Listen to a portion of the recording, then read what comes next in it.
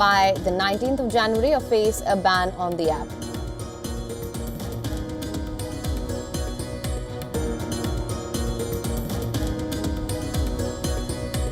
South Korean National Assembly to vote today on a second impeachment motion against President Yoon Suk-yeol over his botched declaration of martial law. First motion was scrapped last Saturday due to a lack of quorum.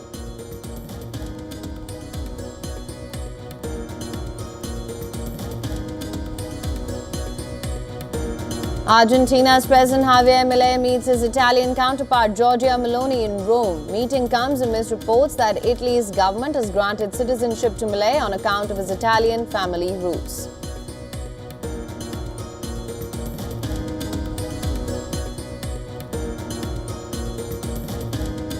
Prince Andrew says he has ceased all contact with the businessman accused of being a Chinese spy after receiving advice from the government. Makes clear that he never discussed anything of a sensitive nature with him.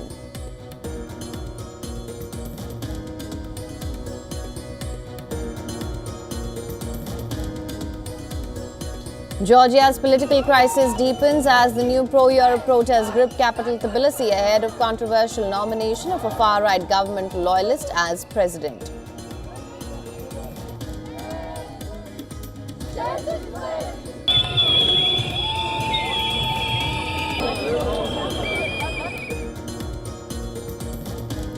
Tollywood actor Allu Arjun released from Hyderabad jail this morning after being granted bail in Telangana High Court in a theatre stampede case. Lawyer slams authorities for keeping him overnight in jail despite bail.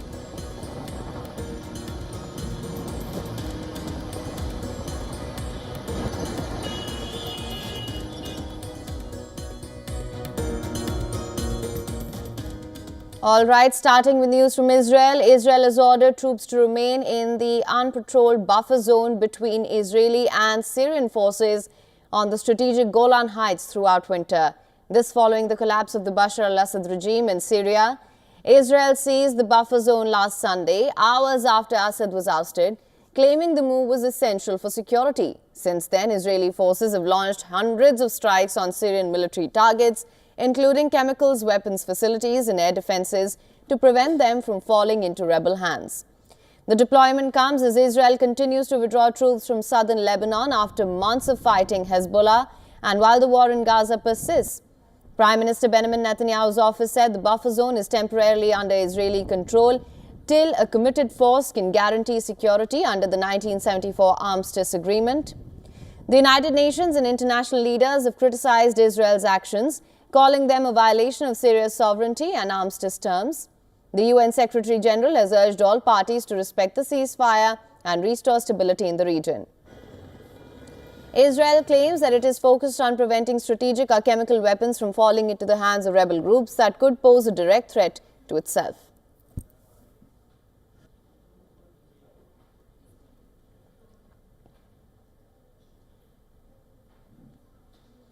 Now, Syria is also the center of a deadly and lucrative drug trade. The drug in question is Captagon. It's a stimulant known as poor man's cocaine.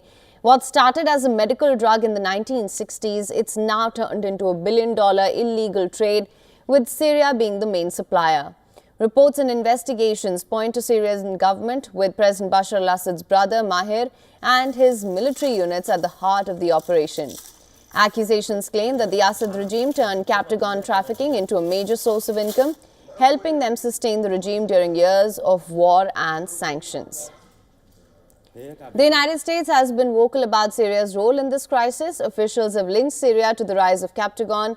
The United States has also sanctioned individuals and companies in Syria over their involvement in the trade. The drug is considered dangerous as it is very addictive and has severe side effects including psychosis, anxiety and long-term damage to the brain and heart. It stimulates the nervous system, increasing focus and endurance, but comes with a heavy toll on the body. The drug has been smuggled to countries like Saudi Arabia and other Gulf states, where it is used recreationally and to boost endurance. It's worth up to $25 per pill, a huge profit for Syria's drug traffickers. Syrian rebels have discovered large stockpiles of Captagon in abandoned factories and warehouses. These drugs are hidden in items like fruits, electronic devices, and construction materials ready for export. The chemicals used to make Captagon come from countries around the world, including China, the UK and India, showing just how far the illegal network spreads. While Syria denies any official involvement, experts say the trade is worth billions to the country, possibly as much as $2.4 billion a year, and it has become a crucial part of Syria's economy.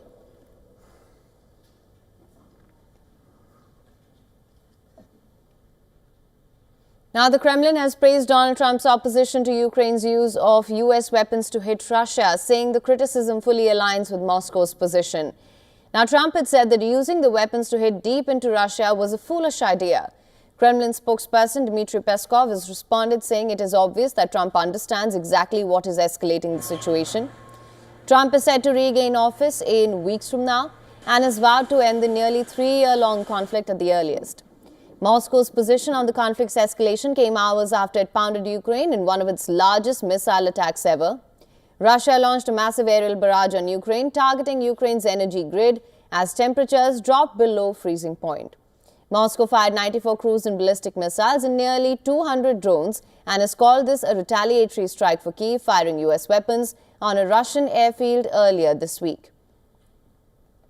The attack severely damaged some Ukrainian power plants and knocked out electricity to thousands of people.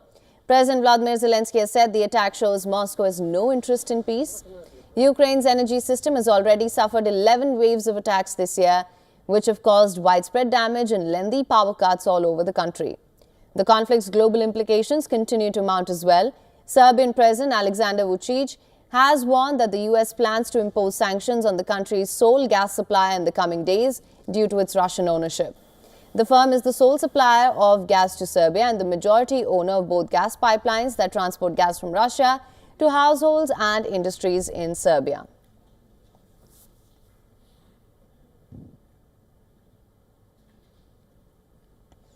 Now, Ukraine says its troops are facing extremely fierce fighting as Russian forces are closing in on the strategic eastern city of Pokrovsk.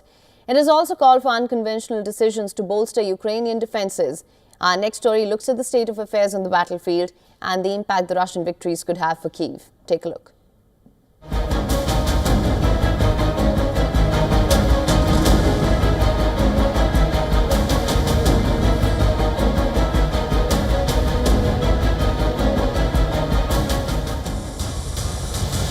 The fierce Russian onslaught is intensifying with each passing day. It has brought Russian forces just 1.5 kilometers or less than a mile from the key Ukrainian road and rail hub, Pokrovsk. The advance marks the fastest pace of Russian invasion since 2022, giving Russia control over a large chunk of Ukraine. In the eastern Ukrainian region of Donetsk, Russia currently controls over 60% of the territory. The control of Pokrovsk allows Moscow to disrupt Ukrainian supply lines along the eastern front. It also further boosts its campaign to capture the city of Chasiv Yar that sits on higher ground, offering potential control of a wider area. Russian and Western officials call this potentially the most dangerous phase of Moscow's advance, as Ukraine fires US-made ATACMS missiles into Russia.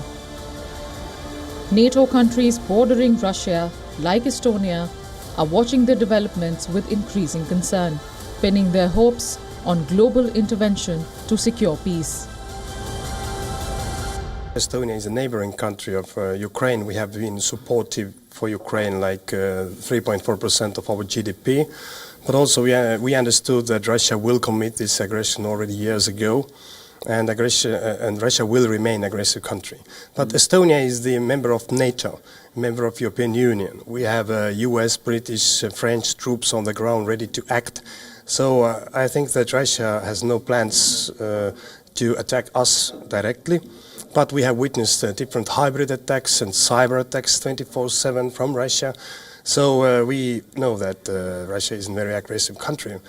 Estonians and as well Ukrainians, we want to have a just and long-lasting peace there.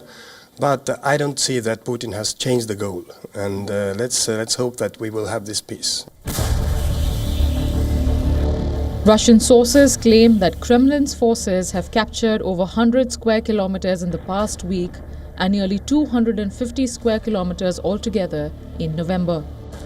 Analysts say that Kremlin is racing to secure as many territorial gains as possible before US President-elect Donald Trump takes office next month. It would allow Kremlin to push for peace talks with terms that are likely to be shaped by each side's status on the battlefield. Russia is expected to occupy another 300 square kilometers of Ukrainian land by the end of the year. Pokrovsk, with a pre-war population of about 60,000, sits on a key road linking several cities that form a defensive arc protecting that part of Donetsk. Bureau Report, WION World is One.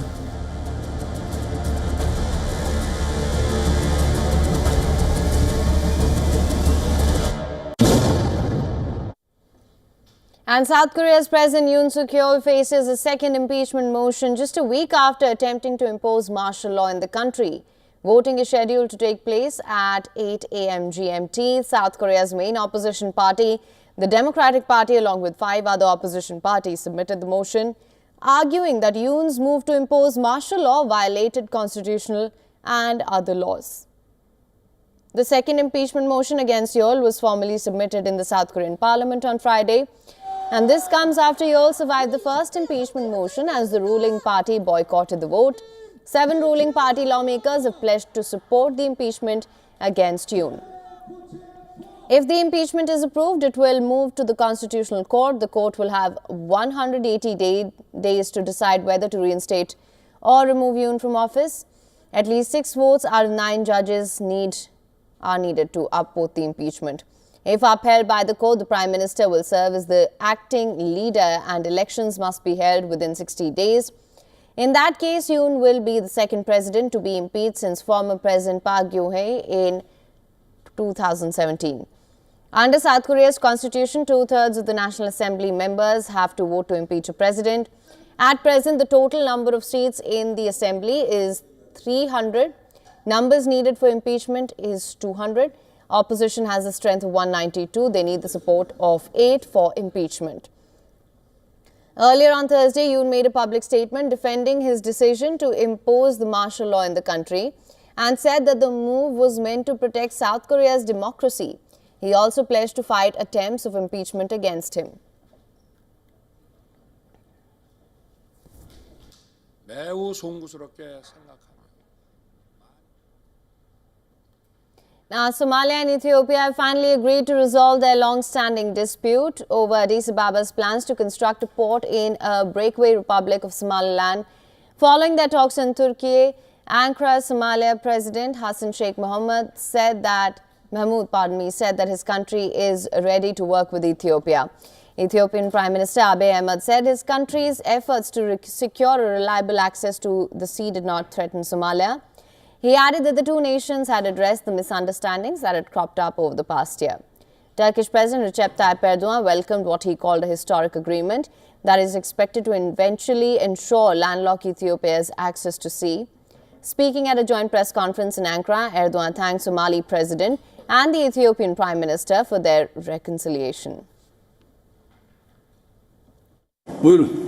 Şeyh Mahmud'u ve Abiy Ahmet'i her iki ülkenin değerli katkılarıyla da bugün mutabık kaldığımız ortak bildiri metnini ortaya çıkardık.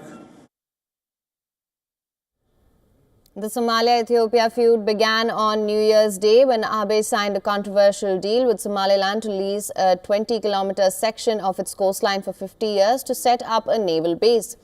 In exchange, Ethiopia, the world's most populous landlocked nation, was to reportedly recognize Somaliland as an independent country.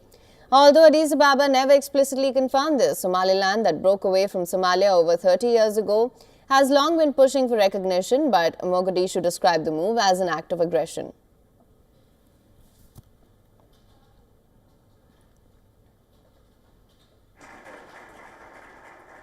And crimes against journalists are increasing. An annual report by the Reporters Without Borders provides a grim picture of the state of journalism It says 54 journalists were killed on the job or in connection with their work, while over 1,700 were killed in the past 20 years. It also stated that the Israeli armed forces were responsible for a third of the journalists killed in 2024.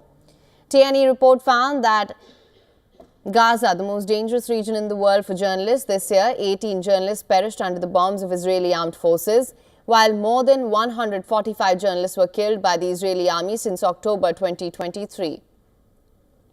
The report said Israel is one of the world's top 5 prisons for journalists. The organization filed for 4 complaints with the International Criminal Court (ICC) for the war crimes committed against journalists by the Israeli army. In a separate report published on Tuesday, the International Federation of Journalists said that 104 journalists were killed worldwide in 2024, with more than half of them in Gaza. The IFJ and RSF figures vary because of the different methods used to calculate the tolls, but the IFJ used similar language to condemn Israel's military. As per the IFJ, the war in Gaza and Lebanon once again highlights the violence suffered by Palestinian, Lebanese and Syrian media professionals, representing 60% of all journalists killed in 2024. Israel has repeatedly denied that it intentionally harms journalists, but admits that some have been killed in airstrikes on military targets. RSF only records journalist deaths in the report if they have been proven to be directly related to their professional activity. Besides the 16 deaths in Gaza, the deadliest countries for journalists in 2024 were Pakistan with 7 deaths, followed by Bangladesh and Mexico with 5 each. In 2023, the number of journalists killed worldwide stood at 45 in the same January to December period.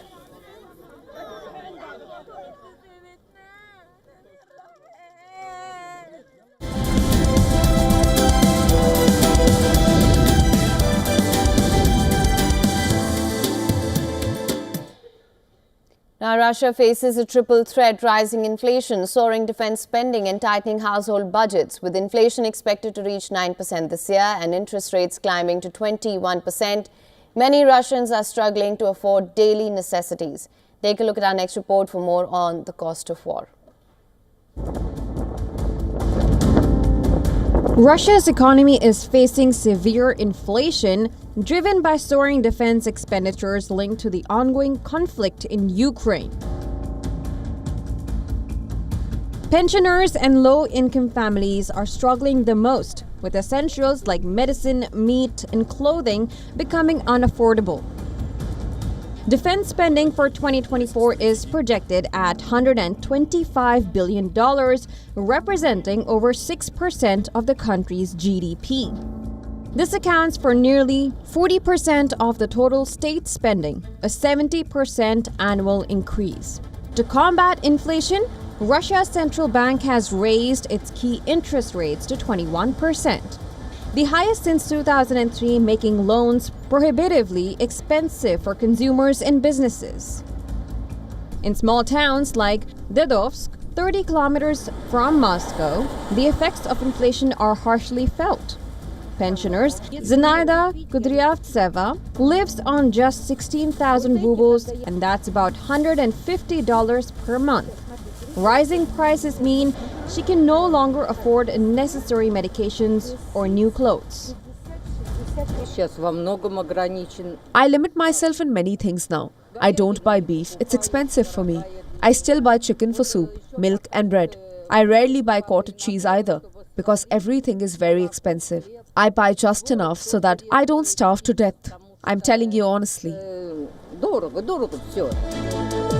Another resident, Viktor Markov, reports daily price hikes for basic groceries, with apples costing 150 rubles and coffee reaching 400 rubles.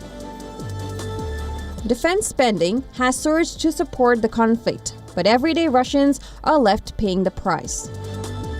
With inflation squeezing budgets and interest rates at record highs, many are forced to cut back on even basic necessities. What can we expect? The war goes on, and war requires resources. Russia's war-driven economic policies are intensifying anxiety among its citizens. Defense outlays continue to rise, while inflation erodes living standards. For families like Viktor Markov's, traditional items such as red caviar, now costing 13,000 rubles per kilo, are out of reach for New Year celebrations. As Russia's military spending expands, the cost of living continues to rise, deepening financial hardships for ordinary people. Business Bureau Report, WION for this one.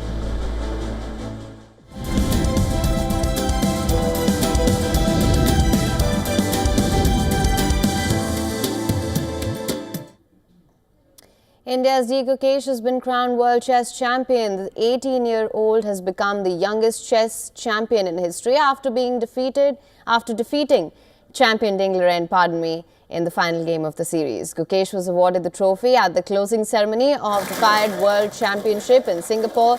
He is the second Indian chess player after five-time champion Viswanathan Anand to win this prestigious honor.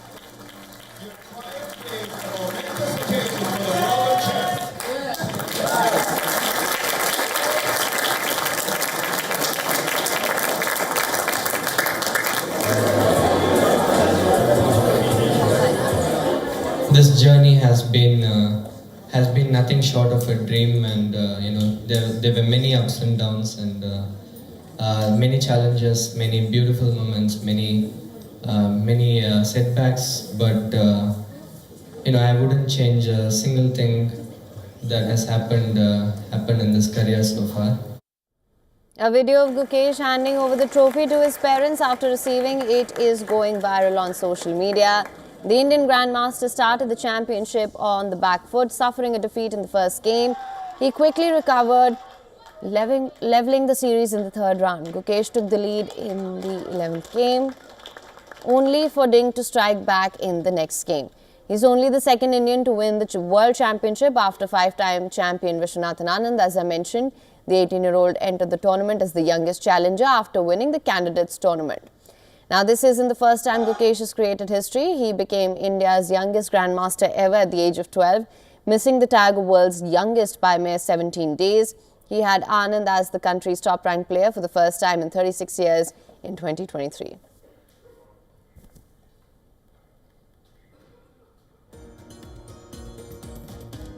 And with that, it's a wrap. But here's a wrap of all the climate stories making headlines across the globe. Thank you so much for tuning in to World DNA.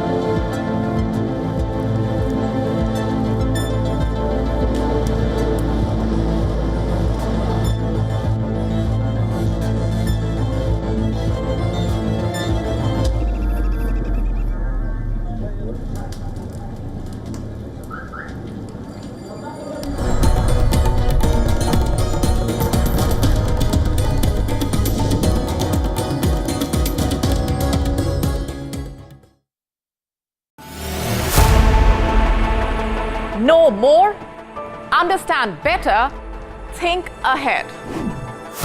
Hello and a very warm welcome. You are watching Gravitas with me, Molly Gambhir.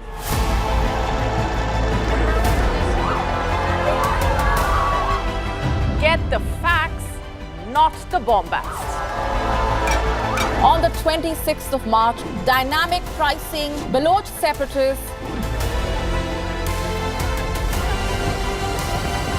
Gravitas cuts out the clutter. Gravitas keeps calm when others scream.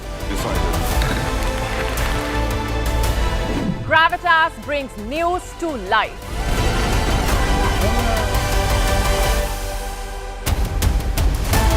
Weekdays, 9 p.m. IST, 3:30 p.m. GMT. Gravitas. Seeing is believing.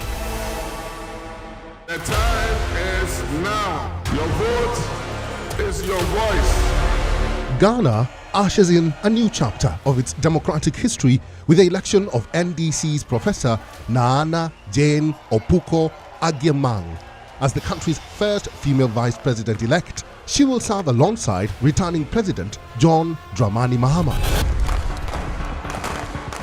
Tensions flare as police and protesters clash in the Mozambican capital Maputo, with demonstrators saying the clashes have turned deadly amid use of live bullets by security forces. And in South Africa, a sanctuary for rescued farm animals in the Western Cape unveils their star artistic marvel, Banksy, the sheep. That's this week on World of Africa, at these times on WION, World is One.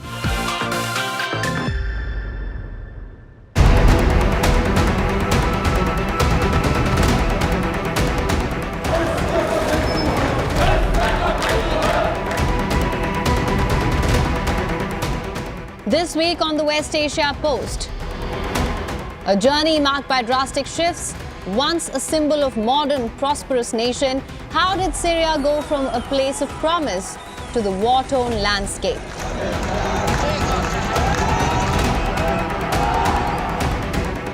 After the lightning-fast advance of rebels and the ouster of the Assad regime, Syria finds itself under siege once again. Airstrikes from Israel, Turkey and the United States persist, intensifying the country's woes.